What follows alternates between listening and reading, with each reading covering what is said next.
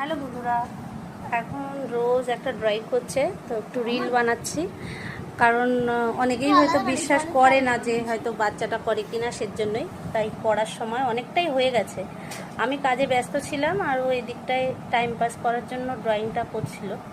তো সেজন্য ভালো করে আর কি আমি পুরোটা করতে পারিনি, আর পুরোটা করতে গেলে অনেক সময় ভিডিও করার। তো হাত ছাড়াও রোজ দেখি কতটুকু হয়েছে। আর এটা একটু সোজা করে দাও দেখি। এই যে দেখি বৃষ্টি, তোর ওইটা দেখি, এইটা ও সাইডের সিনগুলো মনের থেকে দিয়েছে। আর ওটা আইডিয়াটা নিয়েছে ওর দিদির একটা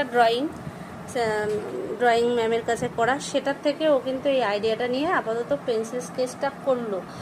আর এটার মধ্যে আবার সাইডে ময়ূর অ্যাড করেছে, হাঁস অ্যাড করেছে, আর সুন্দরভাবে তো করছে দেখছি।